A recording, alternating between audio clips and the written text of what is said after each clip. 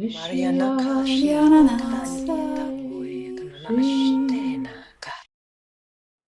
Welcome. So this would be episode 5. Yeah. Yeah. And not like the Star Wars is not the first, it is the second, and it's number 5. Marvelous. Okay. So let's just tune in.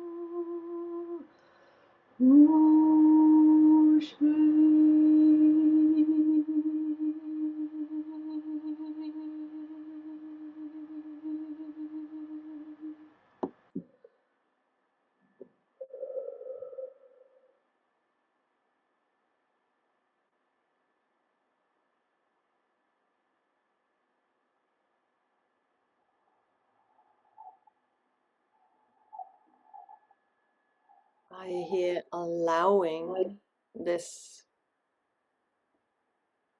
to come through, like allowing is like we bring this to you, like allowing. I don't know why allowing, but allowing. I feel silence and standing, waiting, kind of, yes, the allowing, waiting for the podcast to open up for us. Not to force it, but just to, as you say, allow.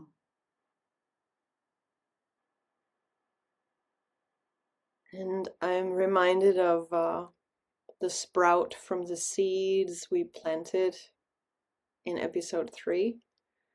That 5 is the sprouting. So allowing that to grow and come up.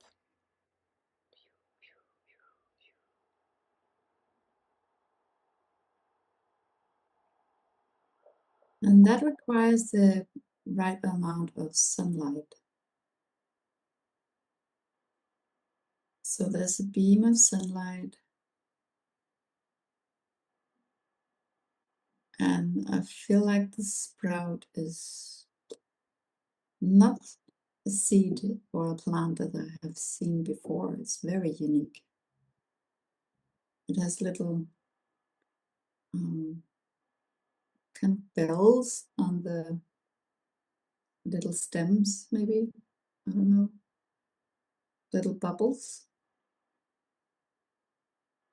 in various colors, but it's not a flower. It's just like it's like soap bubbles, actually.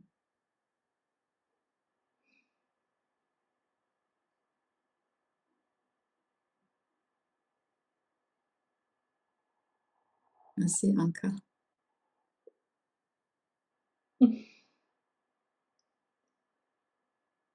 From the beginning, I kept seeing stars,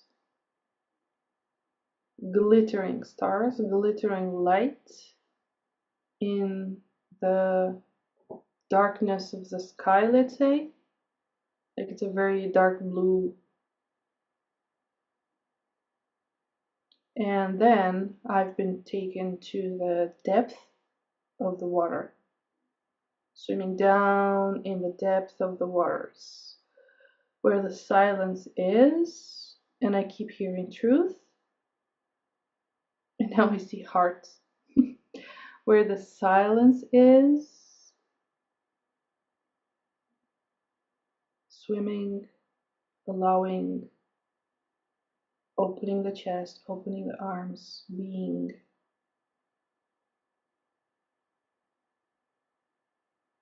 And the light from the stars are radiating into the depth of the waters.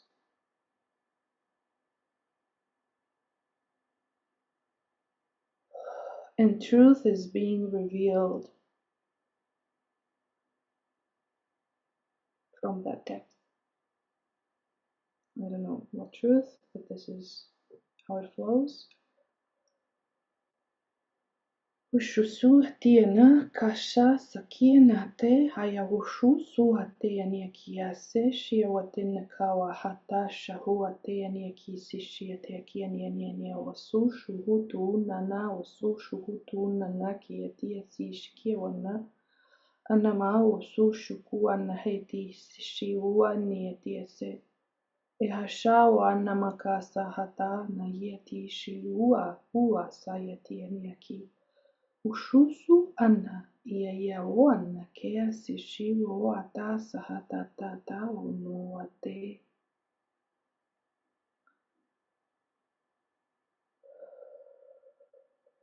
Starseed activation, starseed remembrance, reconnection, starseed soul,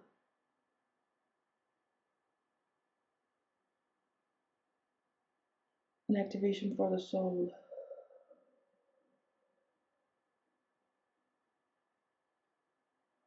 Shena koso tikiena, anakia shisikiena, osohoto ana aneati sishiena koso tu. Seshiutua tea anawatea shia kiotua nekia tea sena. Ushu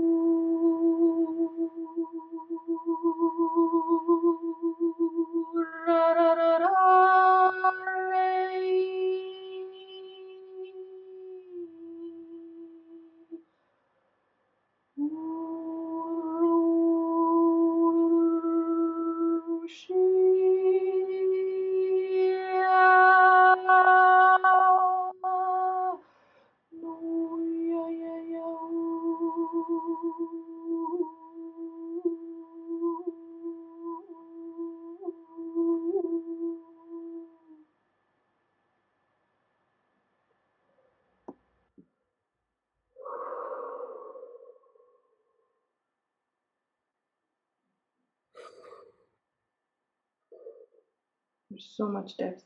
This is where I'm in silence and allowing.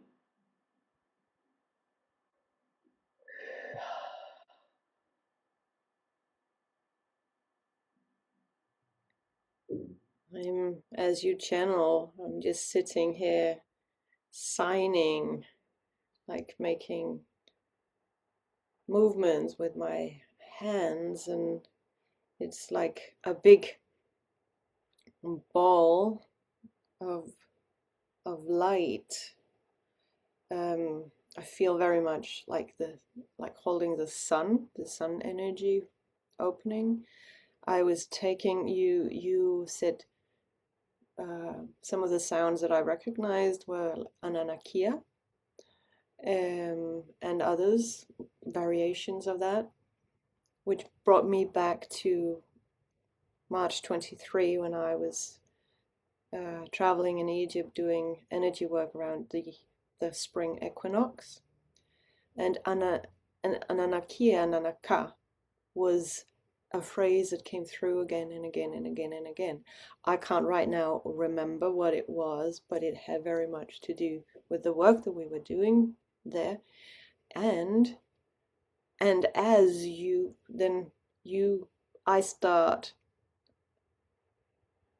I guess what I'm interpreting with this is or sharing with this is how my body reacted to your transmission, because all of a sudden my hands start forming this ball. You say connection with the soul, and I heard and the sun, or through the sun, with the sun, something about the sun. That's what I heard too. And my hands form this ball, and it grows bigger and bigger and bigger. And as they grow bigger and bigger and bigger, and I'm being taken back to Egypt, you then start singing Ra, which is also like, oh, okay, which is interesting. So, and Dortier, when you talked about the little like bubbles and the sprouting in a way, I saw also how the plants absorb. You talked about the sunlight too. For the sprout to come, it needs the right amount of sunlight. And I saw how all the cells in the plants and grass and everything absorb the sunlight into them and integrate that, which is what animals eat. And if it's veggies, well, we eat them too, right? We eat the sunlight. But there's something about that energy from the sun and the stars which is absorbed in us and in nature, to allow that, be aware of that, and allow that to come through and nourish us and help us grow. But I don't know why Egypt is, just came up. It may, just be me recalling that.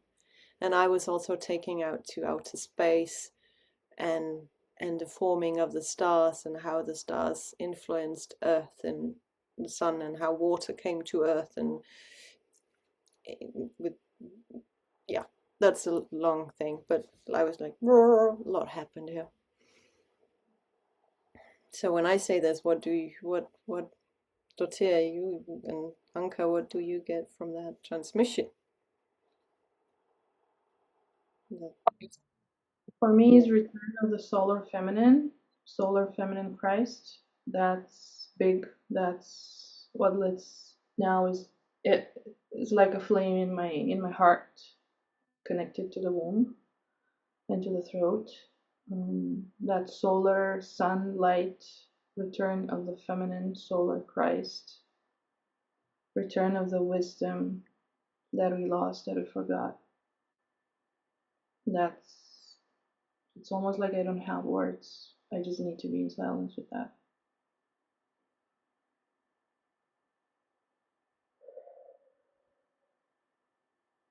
And we share an Egyptian lineage, because you do go back to that. I go back to that a lot. I do have ties there, so it's one thing like in common.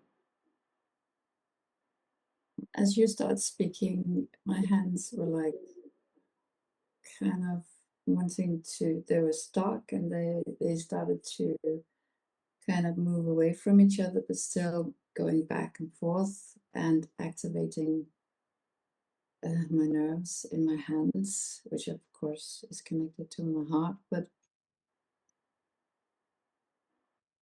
what comes to mind is plasma, because the sun is plasma, and water is plasma, earth is plasma. And I feel like it is the connection between the feminine and the masculine. And as the sun usually has been described as the strong masculine that holds space, it is the other way around, because Mother Earth is holding space for us. Mother Earth is our container, and the sun is the untangible beams. But the one cannot exist without the other. And since we are all plasma in our blood, in our tears, liquid, there's plasma everywhere. I think the key here is the plasma, as you said, Catherine, about the bubbles. I immediately saw the cell. You have the core, you have plasma, and you have a sphere. the sun, you have the core, you have plasma, you have a sphere. It's on fire, but still. You have the earth, you have the core, you have plasma, and you have the crust. And the funny thing is, I know it's not funny, I know everything, because I have just recorded 2 meditation with exactly that theme of the 2 cells meeting with the human in between and merging so that the feminine and the masculine is the one cell where it all starts from and where we divide and become what we are intended to be. It is the DNA, right? And I feel like that was a lot of words, but I can feel it in my stomach. Oh, yes, of course, the belly, where the umbilical cord, the belly button. This is the portal. I feel my womb is lighting up.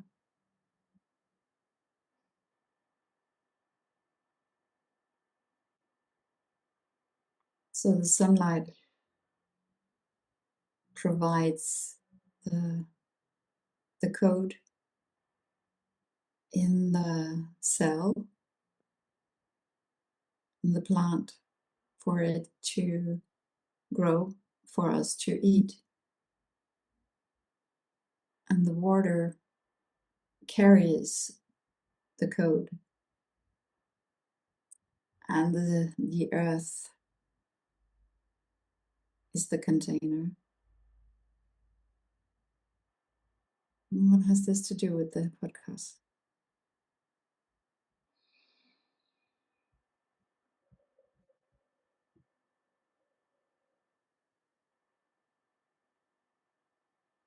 The border Anka was speaking about the depth. The depth. The depth. And the death, probably, of old identities, old modalities, old everything. To go to access, actually, to receive this new plasmatic solar light, which is the higher octave of the light that we know and see. The plasmatic light, which comes in different colors depending on where you're connecting with what. And it feels like an upgrade or an invitation to receive. What I'm hearing is like a new timeline, a new coding, a new frequency, a higher one, and connect for a moment, take a moment and connect with your inner sun.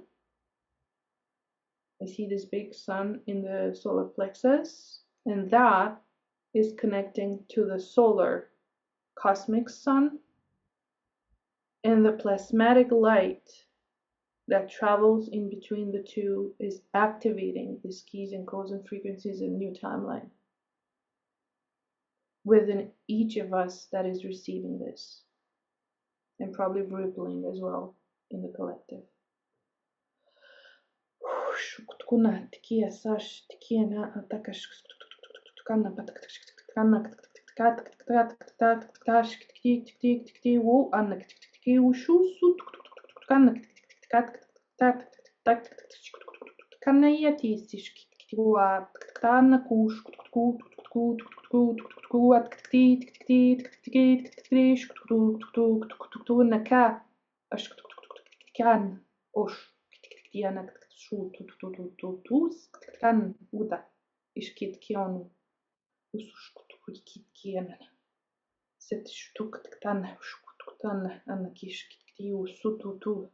It's time for a higher, like, quantum leap somehow.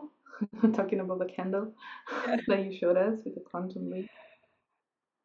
It's actually an inner cell activation It's what comes. I am so grateful that both of you feel this plasma. And here comes a little story. First time I was in touch with that was actually when I came home from Egypt, a couple of months after. I had this plasma activation first through my belly button. I was guided to, well, my inner work was I was taken back as a baby to a situation where I was given a bottle and I would rather have had the milk from my mother's breast, but I was in, tiny newborn, but already in care, external care, because my mum had to come back to work. And then I was taken down into my belly button and I was reconnected with the cosmic mother and the umbilical cord from the cosmic mother. And then, just like an avatar, I had to pull that umbilical cord closer and closer to my belly. But not just plug it in, but allow my own umbilical cord, my own belly button to rise and meet and then merge with the energy of Universal Mother, and then came through all the nurturing. And it was this soft, right now I have the softest feeling in my body. It is not like a light, like an energy spike high. It's a soft, grounded, open, receiving, abundant energy. And what I learned from that, the plasma, I saw the plasma in my room as hexagons. My whole room was filled with hexagons. And I just said, plasma, plasma, plasma. It came over a couple of times, but first the reconnection with Mother, Universal Mother. And I realized that when we are born, I'm jumping a little bit. Let me finish this one first. So the reconnection, I had all the nurturing and I didn't feel any lack. Didn't feel any lack because I knew I was held. And I remember how I've written the whole process down, came in, and the energy came in through my belly button and simply got into my spine and had my back. And it was in my heart, and it just came in through everything. And also, part of opening the voice and all that, which was an activation I also got in Egypt about the work. Opening, when you said you connected to your heart and the throat, the upper heart and the throat, that connection was also activated for me in Egypt when I came down from Mount Sinai. And it's this nurturing, feeling safe, that you are held, which makes it possible for us to liberate our voices, because we're not lacking anything. And the plasma, well, what I was shown and what I realized in that moment was that when we are born as babies, and the umbilical cord is cut, that's the first loss we suffer, because it's our connection to nurture, to nourishment, to safety. When that is cut, one thing is that we come out, but when that is cut, our lifeline is cut. So if we are not breastfed or close with our mother right away and feeling safe with her, we will be unsafe forever until we heal that, until we reconnect. So so this is when babies are born, that to allow that again, allowing that energy to come through and land in the body of the baby before it's cut. Previously, the umbilical cord, I did some research on it. Previously, the umbilical cord was cut very fast after birth. Now they allow it, I think, until it delivers. It holds all the codes that we need. It holds so much.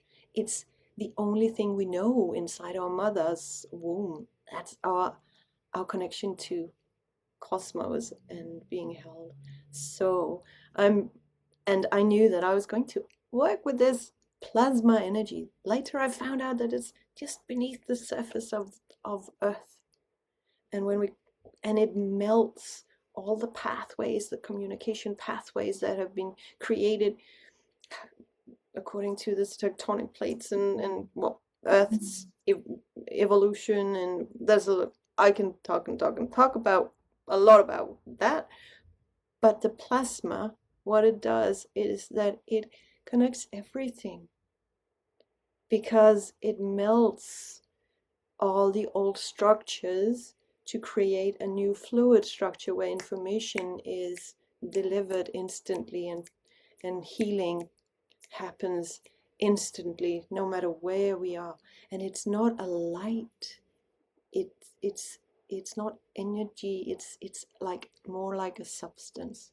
And I knew I had to work with this and bring this out into the world, but I've not been able to do that on my own. And I am so happy that you see this, because this work is so important for all of us. So now what I see is like, yes, now it's time for us to provide those codes. So thank you, both of you. This is co-creation, big time. Yeah. I've been working with that before, but I haven't heard a lot of it in the mainstream, let's say. It is the organic blueprint. It is dismantling the inorganic blueprint. It's how I translated from what you said. For me, that is how it's. Yep. Yeah. Mute yourself? No, because you said something. Yeah. I just said yep. Yeah. So it's like in my previous work, when it's the case, it's this pearlescent plasma light coming through a lot. It's the golden plasma light coming through a lot. Different qualities of it.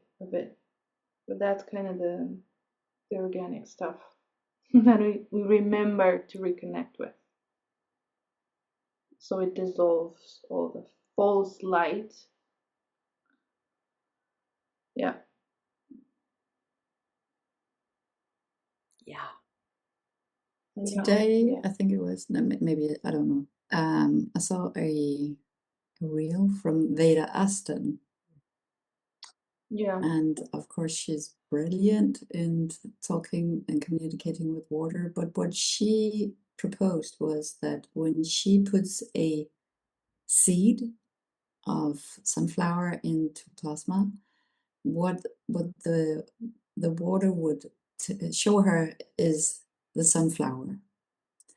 And when she puts a seed of an apple in the plasma, what she will see is the image of an apple. So, and when we kind of see pictures of what is going on, what is going to happen, maybe that is plasma, because we can see the destination. If we are really in tune with our intuition, or maybe with our plasma, I don't know, then we can see the outcome. And I really feel like this is, yeah, it's so huge. I've also done meditation with Sarita Cameron. She is doing out of this world plasma meditations right now. And it is like a meditation like never before, because we step into the void and see how we can move plasma and make plasma, create our world from plasma. So doing this, I suggested, well, why don't we create the new world for all of us? Because if we create our own world in a high frequency, then it is bound to rub off of everybody else. And I think that is how powerful plasma is. Once we unlock the code to it, and so I don't know. Maybe okay. I can feel like my head is getting a big hair. Are we still in the podcast, or am I still in the podcast? Yes, I am. Yeah. I'm just this is also co-creation, isn't it? To listen to others and to get inspiration from others. Yeah. Definitely. That's I mean, we don't have all the answers. Everybody has a little piece of a big puzzle, and we will never be able to lay the whole jigsaw. It's that's impossible, and it will keep evolving and evolving, and then you get this little piece, and then you think, oh, and then you discover, oh, that leads me this way, and where are all the pieces for that? Right? So it's just an expanding thing, and something then connects. So we need each other, and we need a lot of people to open their voices, activating their voices, liberating their voices, talking about the liberation that you bring in, and Dorothea, the hope, light of hope that you bring in, and the anchoring that I bring in, which is it's all in that plasma, because the plasma is very grounding. It's very, in a way, when you learn how to feel it, but it's a very different energy, and it really settles and manifests because it receives and makes form, right? Like we are form, or not. I mean, and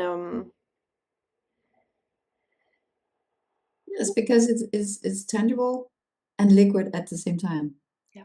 It is everything, like, and as you said, where there's water, there's life.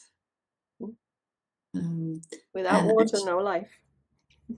And when you were speaking, Anka, it was a while before Catherine, I saw this sprout just growing and growing and growing. And I can feel like for us to, our voices, our knowledge, our wisdom is the sunlight. I think that is the Getting goosebumps. okay. Yeah. I have a feeling, Anka, that something is coming through you now. It seems like there's a lot coming through me today. Yeah. Totally. I can reveal a secret. When I walked my dog earlier today, before meeting here, I thought, oh, Anka will be on a lot this episode. So. And I, little me, thought like, I'm gonna be so quiet this episode. I'm not gonna say much. That's why it always surprises me, because I like the human me. I'm in a space, my own life space, and then I connect to like the podcast and the light language and you, and we create this and we co-create and we connect with it, and then something totally different and unexpected comes through and happens. Like when I thought I would be like silent, and everything is like. Isn't it lovely? Isn't she lovely? It's like, yeah, and it keeps like surprising me, and I'm witnessing that in real time. Like, ooh, this is surprising. This is interesting. This is like beautiful. Um, and it's another way to like like a confirmation to what the present moment does when you are in the present moment, when you are connected here and now, and how when you are present within yourself, there's so much that can happen. There's so much that can be revealed. There's so much that can be like, you don't even have to, like, we do the podcast, we don't even know anything beforehand. We don't have a script for it. There's no like palpable written structure beforehand. Maybe people don't know, but now it's the revealing time. We don't like meet before it and make the, lines and dots, and that is always fascinating for me, and it is something that I only experience either in containers like this one or in my work, in my mission, where I'm like working directly with someone. It doesn't matter if it's group or individual, where it's like total presence with the field, with what is, and then that wisdom that comes through, like now this transmission that I don't even know what I'm saying, I'm just saying it. It's incredible wisdom, it's incredible codes, it's incredible activations, remembrance. It's inspiring, it's goosebumps, it's like firing inner networks, it's probably now I'm speaking from this awe of wow, witnessing that again, realizing that again, how we go beyond mind more and more and more. And that's one of my, let's say, one of my things, I don't have another word now, like live the life, the illogical life that's beyond the mind, live that life that is felt and that is inner guided. um, and that's the feminine wisdom is a lot in that. When you breathe, when you feel, like what is feeling now here or in the womb or whatever in the body, what's the wisdom that wants to come through right now, right here, from anything that you're experiencing in the moment, in the present. Maybe it's tingling, maybe it's goosebumps, maybe it's a warmth, maybe it doesn't matter, an image, whatever. Wow. And what we're doing here, it is that co-creative wisdom of being completely present with each other, with the field, and receiving and allowing it out, allowing it out. Each one of us with her own drop, her own contribution, her own perspective, her own uniqueness. And I think this is an invitation for a lot of people now in these times. One of the things that I realized recently, or I saw from a different angle, is how we're all holding a unique point of view. Yep. And there's no wrong point of view. There's no like, you're right, you're wrong, that's not correct, whatever. But that's the beauty, actually. Like, we're all holding our own unique frequency, blueprint, thus, point of view, truth, the way we see things, the way we experience life. And probably it's like what I see now, it's like a gathering of people, like a tribe. They're all wearing white, and it's like they're coming together. It's a lot of them, it's like masses. In this, I'm unique, you're gifted, I'm gifted. We're all different yet the same. And there is like a truth that we all know beyond the differences, the uniqueness. And we're all coming together like droplets of water somehow. Remember when you talked, Ortia, about the drop in the ocean, something like that in one episode or one of our discussions? I don't know, but I remember that piece.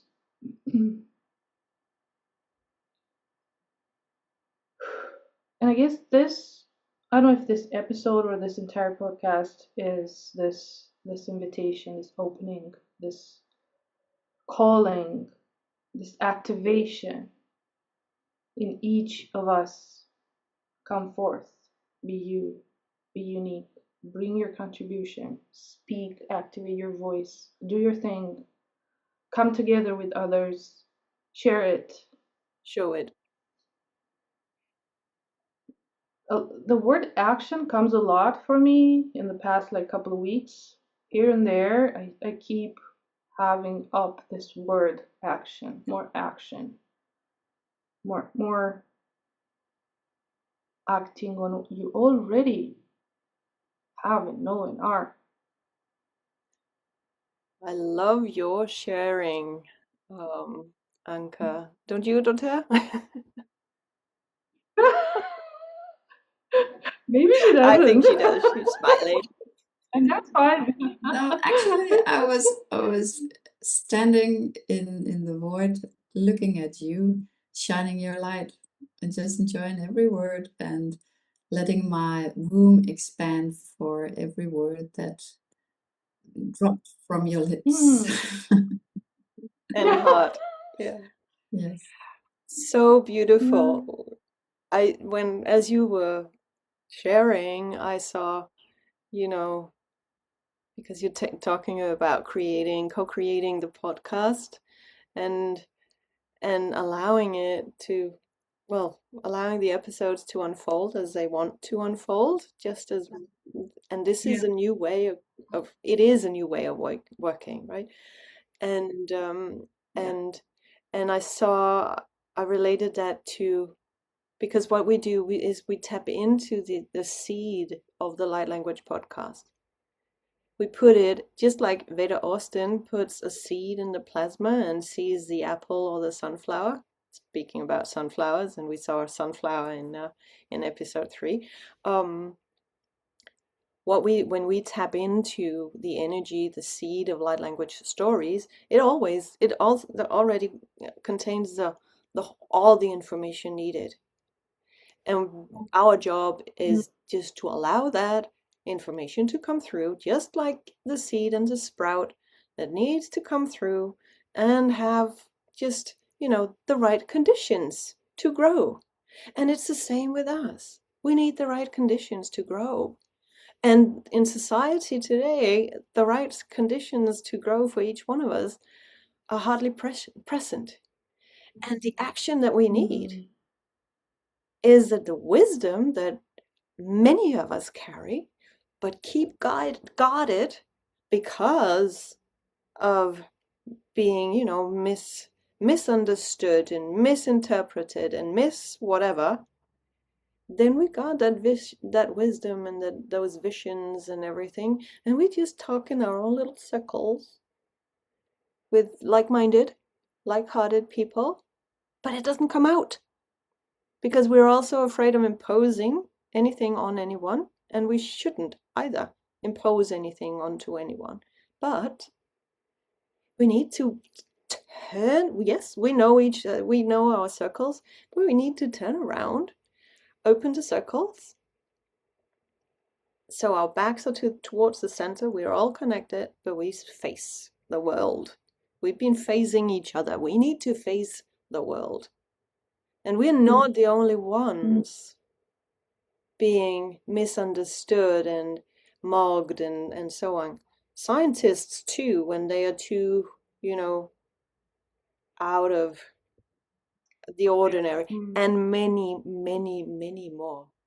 And it's time to take real action on that. That's the change-making part of this work. Yeah, and it's very interesting because this is how we have been struggling, because we thought we should control by writing a manuscript. We thought we should do the entire list. It was just a huge birth of just letting go and letting the podcast evolve. And I really do believe that is why we started the day with just allowing, looking at it and allowing. Because as you say, Catherine, we have a lot of patterns and society, but I also felt it is time, we need to take the time for the seed to become a sprout. If we try to dig it out and pull it up, it will die. It needs time. It really needs time. And this is the obstacles that we have had internally, right?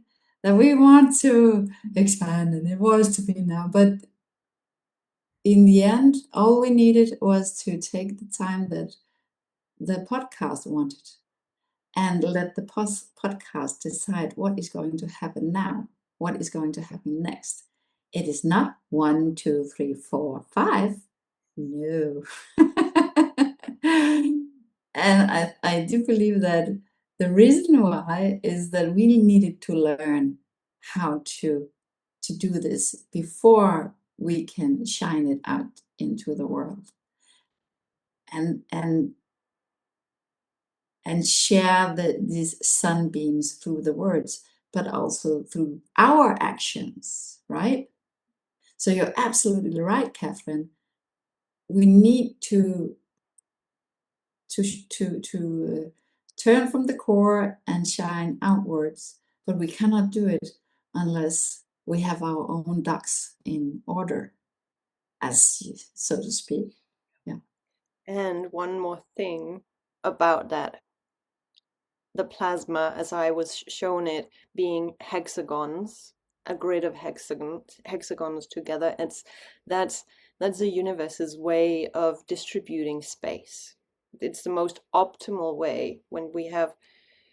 I remember I've seen some documentaries on it. When you look at soap bubbles, which is interesting, coming back to what you saw initially, Dortier, in this conversation, these soap bubbles, when they connect, they create hexagons in the pattern.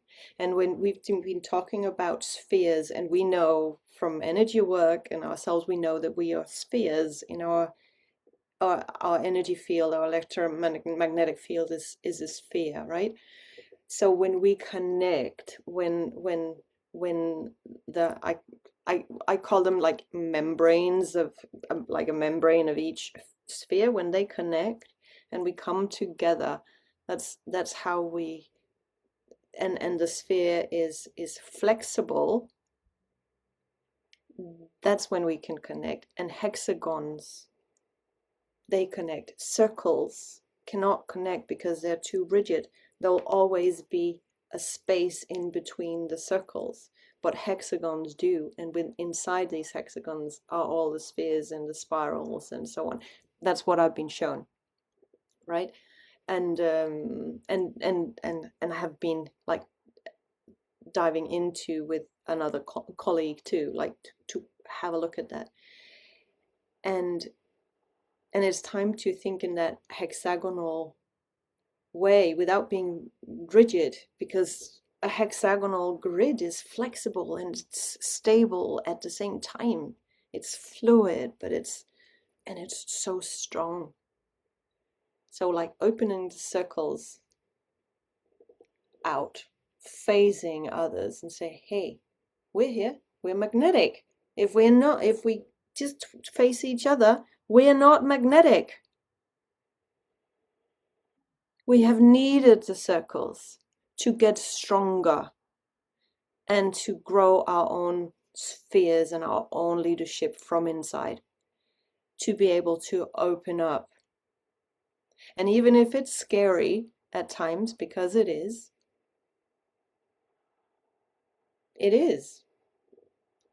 going out into the world and talk about this is bloody scary. So we hold. Every tension edge is scary. Every time you do something very new you never did before is scary. That doesn't mean you need to like be prisoners of the fear, but recognize it. That's how we lead ourselves. Talking about leadership and how I said something about leadership before we hit record today.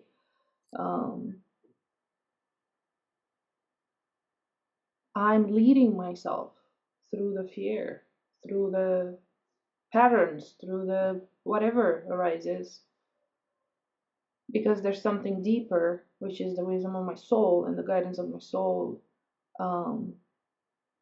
that's more important. And then I go into the mission part and into the it's bigger than me, and it's not about me, myself, and I anymore. It's about service and togetherness. And I do speak for myself that I am coming out of that me era and have been struggling with that for many years, because I've been witnessing how I am in the me, but there was something deeper inside of me, my soul, my wisdom, that knew that it's not about that. And there were moments when I asked myself and sat myself down, like, why am I not more in service? And what's this about? And how can I? And it didn't happen because I was too programmed, let's say. And it took me work and it took me time to come, how you grow into your own thing at the right time.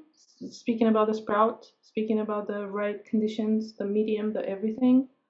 Funny, I was talking about the environment with my husband the other day, and noticing how the environment is so important. How, for example, you go into an environment where there's like a lot of whatever sadness or competition or aggressiveness or whatever, and you feel drained and sick and bad and low and all of that. And then when you this came up when you're talking, when you know how to lead yourself and cultivate your own environment that supports you, even if that's your own body or your own house or your own office or your own little world, then you set yourself, how some leaders say, you set yourself up for success. You set yourself up for sprouting and growing. And I remember from episode 3 that we talked about this the sprout coming up, and it becomes a stalk, and the sunflower is a very tall flower, and sometimes if it doesn't grow strong enough, it will fall. So what we're talking about now is actually that support system that all of us need around us, the right environment, well, the most important, the most optimal conditions for us to grow.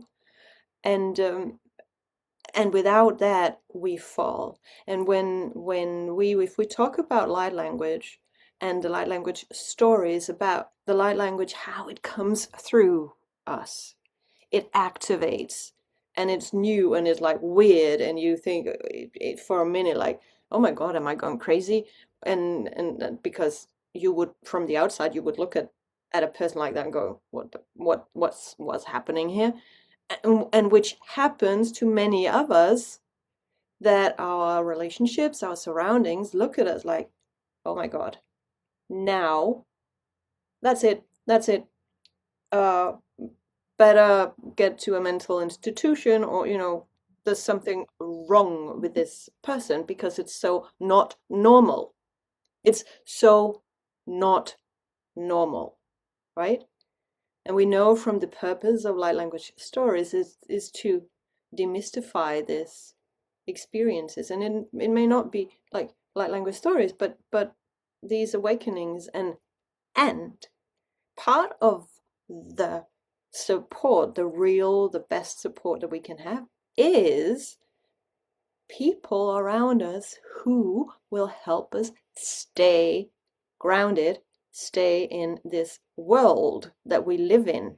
Because if not, we will stay out there in the abstract realms and not live, be able to live a mundane life and function. So it's a real fear from people around us and inside, because it's seen before, right? It's seen before. Yeah. I would like to address that we need people around us to ground us, but I really also feel like, yes, that may have been the story before, but now I feel like walking into the new state of being a human. It is actually possible to be both, to have this balance if Certainly. you have this focus that you need to stay grounded. Yeah. Because and that is why, you know, the balance between earth and the sun is so important, because we need both. I think that is what you are, that is what you mean, obviously, but Yeah, I'm people, referring a bit, sorry, I'm referring a yeah, bit more to people where things activate unexpectedly and they're not conscious about it. Then conscious about it. yeah, And in the old world, in the yeah. old world where we used to burn witches and we used to haunt those who were different, as you say. However, people would come to them Mhm. like in the hour of darkness, and without any other people would see them, because they didn't want to acknowledge that there were power there and there were wisdom, but it was frowned upon, right? And this is what I take this personally. This is why we're doing this work, enlightening people that it is not that weird. Nope. It's not that weird. It is Not at all. absolutely weird if when you take some drugs and you suddenly get activated because you don't know what it is. And then you will be sent to a psychiatrist and you will be labeled that you're fucking weird and you need to go to, I don't know. Yeah. Because people don't know what it is. People don't know what it Yeah. is. And as in people, the system doesn't know what it is. Exactly. Yeah. So I'm getting a bit political here, I can feel, but it is like, But it's a fact. It's a fact. it is a fact, right? But now I feel like there's so many of us have been doing in the hiding, and there's so many of us who have access to this knowledge, and now it's like, okay, we have the courage. We have the courage to turn our heart out and say, hey, this is how I am. This is what I know. And I can feel how the sprout is just doing like the sunflower, right? Following the sun, following the sunbeams, the words of our world, you know, the wisdom of our world, the wisdom of from the womb. I really feel like it's from the womb, and the womb is grounding, but it's also expanding. It is also the void. The womb is both, just as the plasma. Yep. It's like Seen and unseen, tangible and untangible. For me, the womb is that greatest portal that we carry. Because we manifest children, life, matter from nothing. I mean, it's the sacredest of portals. And all you said for me is again a call into leadership, because leadership for me means courage. Means courage to actually stand as you are. I remember recently that I was having a discussion, a talk with my mother, and she actually literally told me that, because you're so different, people think that you're crazy, that you went. And I'm like, I know that. I recognize it did hurt me a bit, but a bit comparing to what was. And I'm like, I smiled and I said, I know that. I know that a lot of people don't get me and they think I'm crazy. I'm aware of that. I'm more and more aware of that. And with that, I will not stop. I will not, I will not speak in the way that I try to explain and justify myself for those people, because they are their own level of consciousness. You know that saying that everyone will meet you at their own level of consciousness. So I am showing up and I have to work on my courage still and owning who I am and owning my voice and my gifts and my wisdom and all of that, and trust it and believe in it. So that one, through this, you give permission to others because they resonate, they get inspired, they see you, they see us, and they're like, oh my God, I'm not alone. I'm not alone in this. Oh my God, I'm not crazy in this, you know? I'm not going all cuckoo here. And then it's so important what you said, the union between the both human and divine for me is like exactly like channeling that wisdom, allowing that etherical, conceptual, if you want, codes, frequencies, whatever you connect to, and you know, and you can also translate to pour through this body here, anchoring it here, because we are the beams of light. We are the beams of light that anchor that in Gaia, in this reality, because this is how the reality is changing itself. It's dismantling all of that old. Now I'm getting a bit ramped up because I'm passionate about it.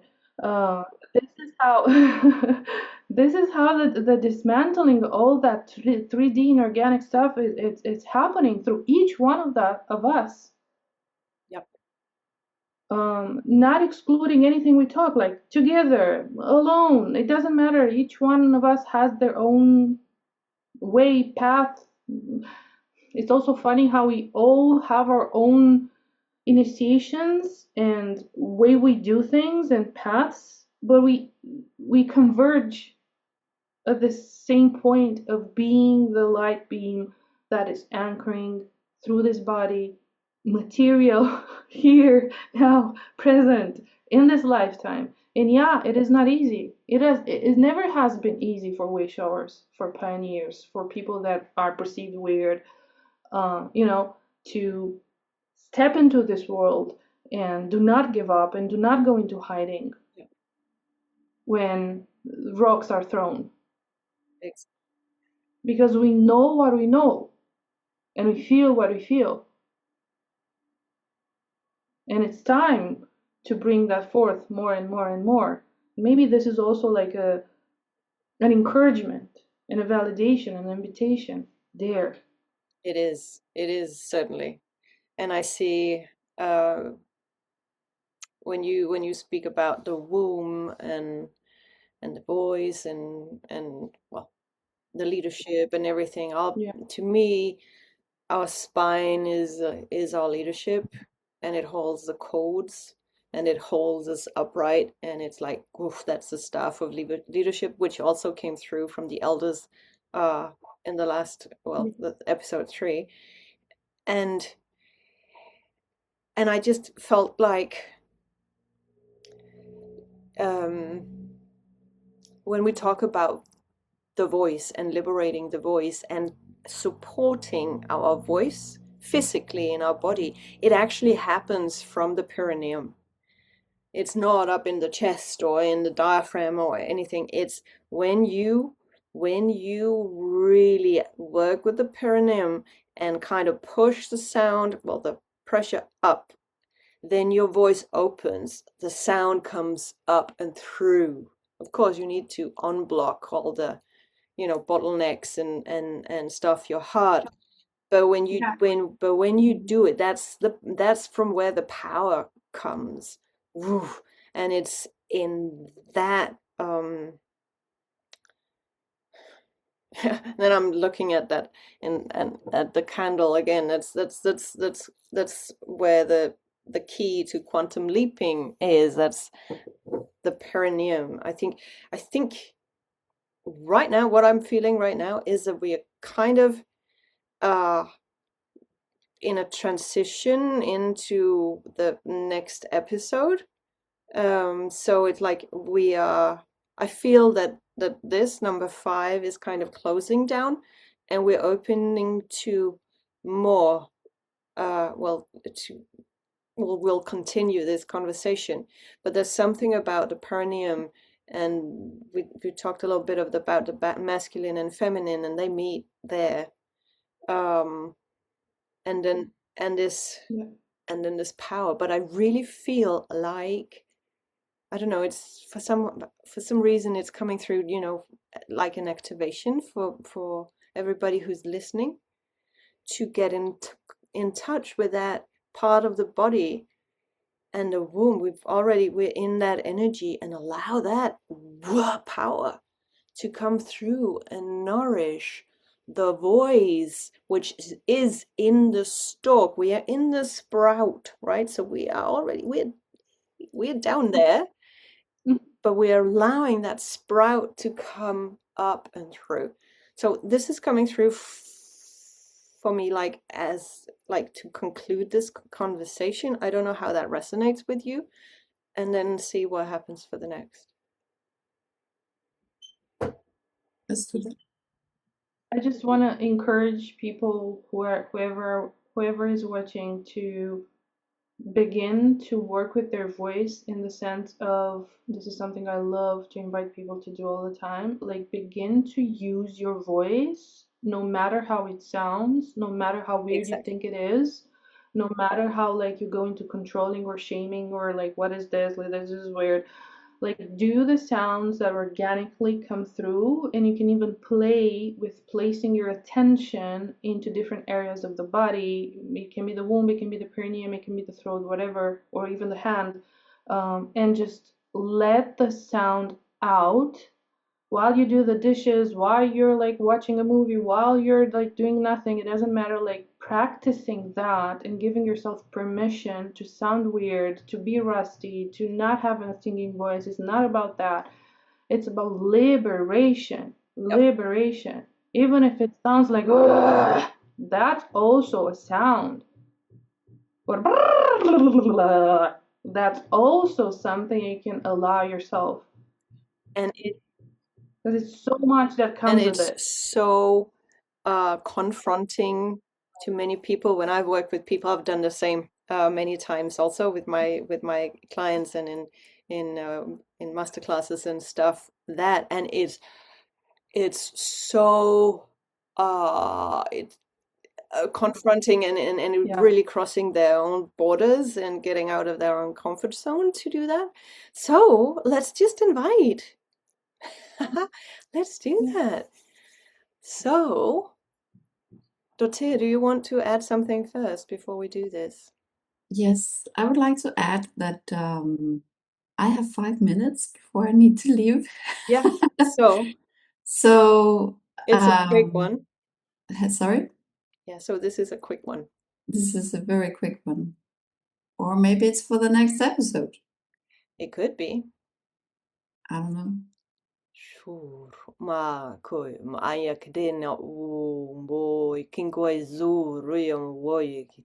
Okay, I'm just inviting everybody. I feel the womb as these sounds come through. So feel your womb, and if you are a male, then feel that area nevertheless.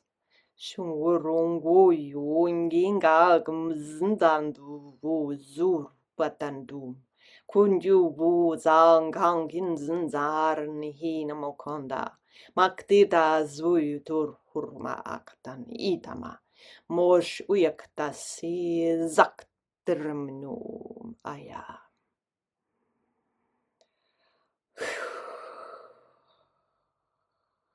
And then do as Anka says, play with it.